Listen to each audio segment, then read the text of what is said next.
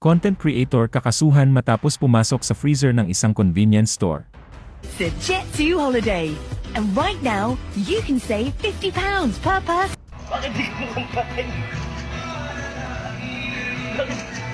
Pero bago ang lahat, kung ikaw ay bago sa aking channel, huwag kalimutan na mag-subscribe at i-click ang notification bell for more trending news. Nahaharap ngayon sa kaso ang isang babaeng content creator. Kumalat sa social media ang video kung saan pumasok ito sa isang ice freezer sa isang Alfamart branch. Sa video, nakita siyang tumatawa habang nasa loob ng freezer habang nire-record ng kanyang mga kaibigan ang moment.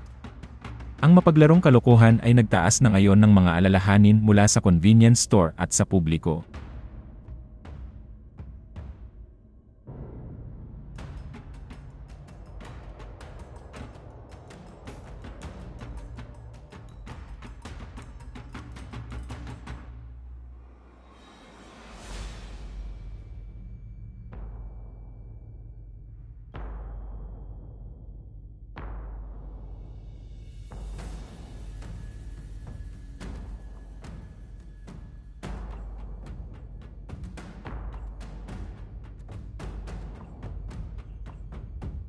Gayunpaman, siniseryoso ng Alfamart ang insidente at ngayon ay tinitingnan ang bagay upang mahanap ang babae at ang kanyang mga kasama. Sa opisyal na anunsyo nito, tiniyak ng Alfamart sa publiko na nakatuon ito sa pagpapanatili ng mahigpit na pamantayan sa kalinisan at kaligtasan sa lahat ng mga tindahan nito.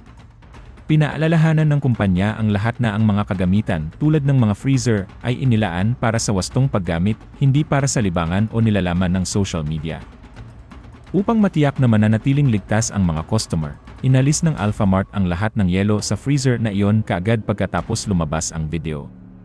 Binigyang diin ng Alfamart na ang aksyon ng babae ay malinaw na maling paggamit ng kanilang mga pasilidad sa tindahan. Naghahanda na sila ngayon na magsagawa ng legal na aksyon laban sa mga sangkot. Binalaan din ng kumpanya ang iba na huwag tularan ang ganitong uri ng pag-ugali, na nagsasabing maaari itong makapinsala sa kanilang reputasyon at makompromiso ang mga pamantayan sa kaligtasan. Nangako ang kumpanya na mananatiling mahigpit sa paghawak ng mga ganitong insidente upang maprotektahan ang kalidad ng serbisyo nito at ang tiwala ng mga customer nito. Samantala, nagsalita naman ang content creator na pumasok sa freezer.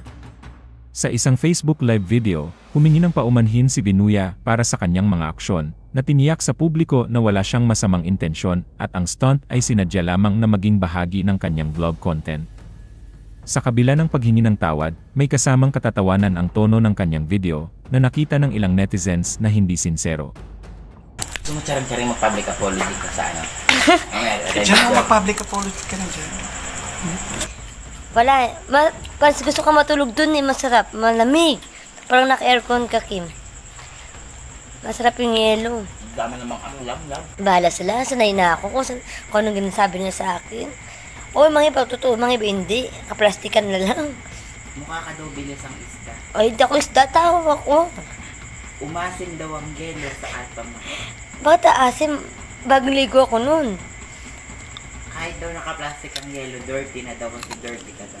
Ay, hindi dirty yung naka-plastic nga, diba? Pag nakabukas yun, madumi na. Kung alam lang namin, binili na namin yun. Sinikat pa namin, diba? Maka-stress. Di na natanggal yung stress ko kanina pa. Ano masasabi mo sa may-ari ng Alfamart? Ayun, pasensya kung nagawa ko yun. Try again, or? Try again ulit.